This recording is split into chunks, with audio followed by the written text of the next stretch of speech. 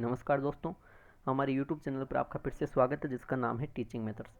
दोस्तों, आज हम देखेंगे पर्यावरण अध्ययन के 15 अति महत्वपूर्ण प्रश्न जो रीट के दोनों लेवल के लिए अति महत्वपूर्ण है।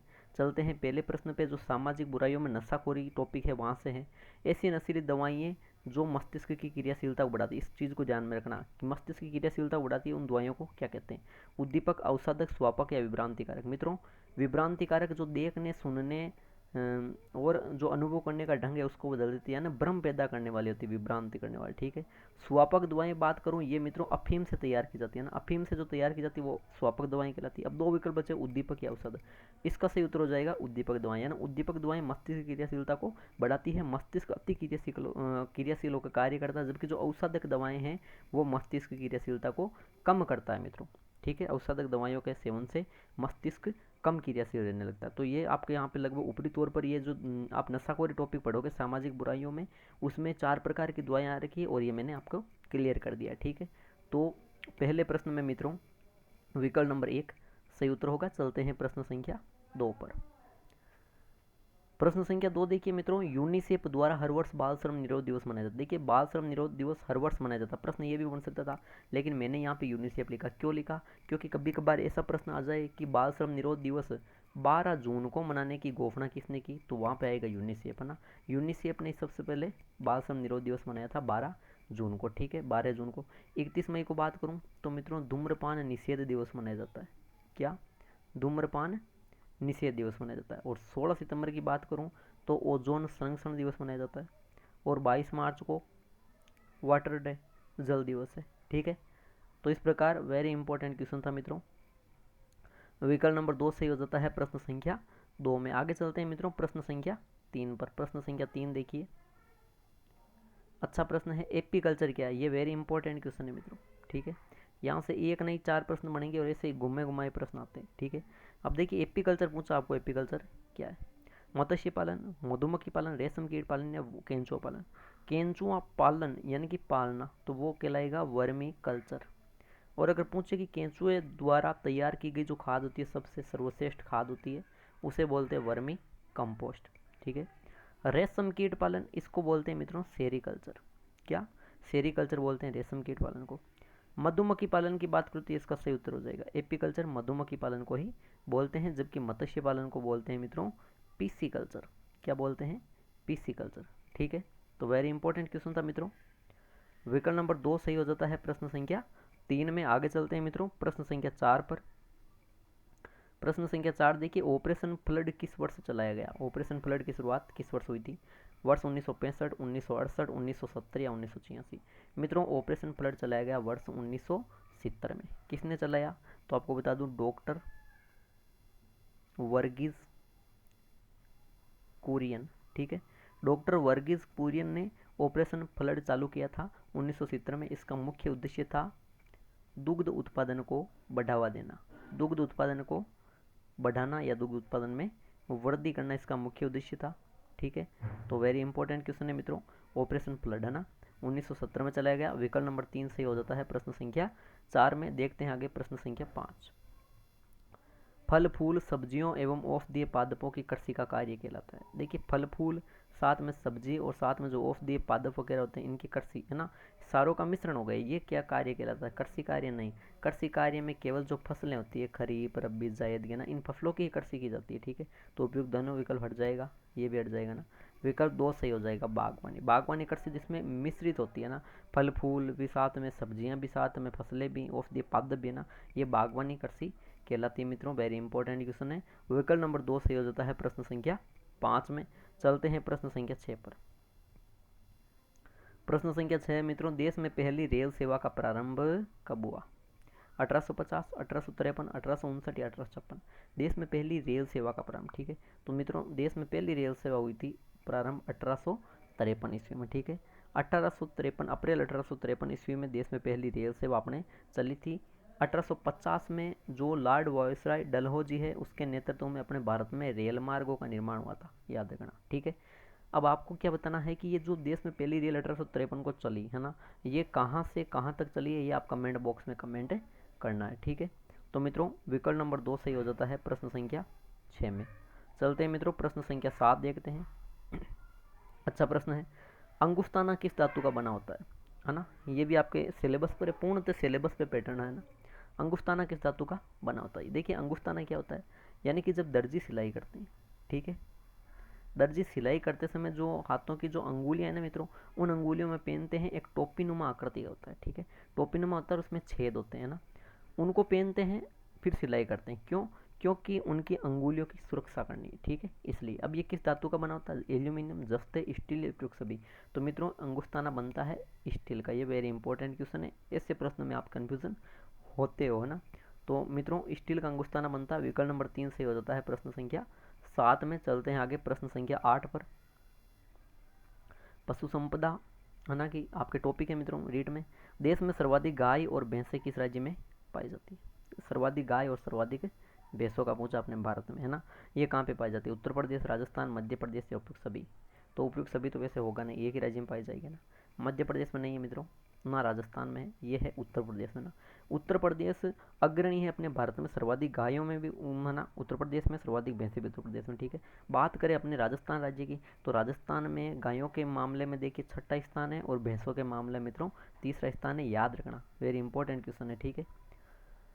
तो विकल्प नंबर 1 सही हो जाता है मित्रों प्रश्न संख्या 8 में। आगे चलते हैं प्रश्न संख्या 9 देखते हैं मित्रों। भारतीय संसद में शामिल है, जो मित्रों भारतीय संसद है उसमें क्या शामिल है? लोकसभा, राज्यसभा, राष्ट्रपति या उपयुक्त सभी?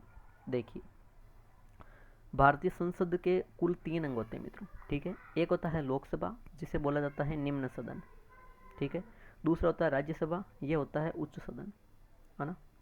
और तीसरा अंग होता है वो होता है मित्रों राष्ट्रपति, यानी कि उपयुक्त सभी। ये प्रश्न एक बार रीड में आप भी चुका है और ध्यान रखना, आप कन्फ्यूजन मत होना कि ये दो ही होते हैं लोकसभा राज्यसभा ना, क्योंकि ऑप्शन प्रश्न ऐसे भी बन सकता है कि भारतीय संसद का अंग है ना, फिर लोकसभा, राज्यसभा, विकल्प एक में तो दोनों, या ना उपयुक्त सभी। तो विकल्प मतलब वहाँ पे राष्ट्रपति अगर आ जाता है तो वो राष्ट्रपति भी साथ में शामिल हो जाएगा, ठीक है। तो मित्रों विकल्प नंबर 4 सही हो जाता है आपके प्रश्न संख्या 9 में। आगे चलते हैं मित्रों प्रश्न संख्या 10 देखते हैं। प्रश्न संख्या 10 क्या है? झूलेलाल जयंती किस समाज का प्रमुख पर्व है? देखिए कंटिन्यू पर्यावरण के ये पिछले ना 3-4 वीडियो उनमें मैं पर्व त्योहार इन्हीं टॉपिकों से प्रश्न रख रहा हूँ, क्योंकि इन्हीं टॉपिक वेरी इंपॉर्टेंट है, यहाँ से प्रश्न आएंगे। झूलेलाल जयंती किस समाज का? सिख समाज, जैन समाज, सिंधी समाज या मुस्लिम समाज? मित्रों सिंधी समाज में मनाया जाता है झूलेलाल जयंती पर्व, ठीक है। अब देखिए ये झूलेलाल जयंती है ना, ये क्या है मित्रों? इसका दूसरा नाम है चेटी चंड पर्व, ठीक है, चेटी चंड पर्व। और ये कब मनाया जाता है? ये चैत के महीने मनाया जाता है, चैत्र माह में, ठीक है। और ये झूलेलाल क्या है? जो वरुण देवता का नाम सुना आपने, उन वरुण देवता के अवतार है झूलेलाल, ठीक है। तो ये सिंधी समाज का प्रमुख पर्व है, याद रखना मित्रों। विकल्प नंबर 3 सही हो जाता है प्रश्न संख्या 10 में। देखते हैं आगे प्रश्न संख्या 11 मित्रों। प्रश्न संख्या 11 है, तरणेत्र मेला किसकी स्तुति में मनाया जाता है? देखिए पिछली बार जो रीट का एग्जाम हुआ था या उससे पिछला था, उसमें देखिए प्रश्न आया हुआ था अंबाजी मेला, मतलब राजस्थान में कौन सा मेला नहीं लगता, तो अंबाजी मेला नहीं लगता है ना, ऐसा प्रश्न आया था सही। तो देखिए उसी प्रकार यहाँ से पूछे जा सकते हैं अपने भारत के मेलों के बारे में।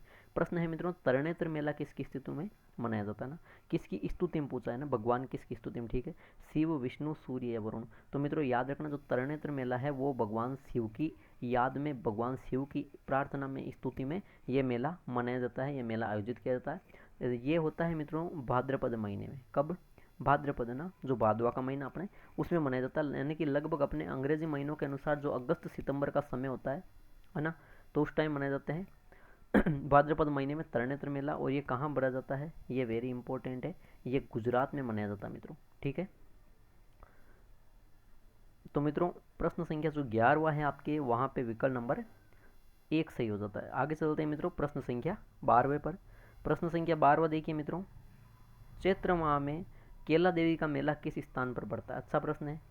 अपने राजस्थान में केला देवी का मेला पड़ता है चैत्र माह में।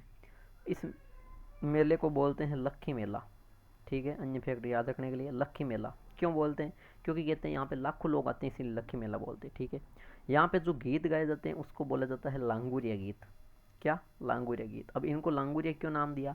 क्योंकि यहाँ पे लंगूर ज़्यादा आते हैं, बंदर ज़्यादा आते हैं। अब बंदर ज़्यादा क्यों आते हैं? क्योंकि ये जो केला देवी था, जो केला देवी थी माता, इनका पूर्व नाम था अंजनी, मतलब ये ऐसा माना जाता है कि ये हनुमान जी की माता है और कलयुग में ये केला देवी के नाम से पूजी जाती है ना। लक्खी मेला, लाख लोग आते हैं इसलिए कहते हैं लांगुरिया गीत, लंगूर आते हैं। अंजनी माता का स्वरूप है कलयुग में, इसलिए केला देवी का दूसरा नाम अंजनी माता भी है।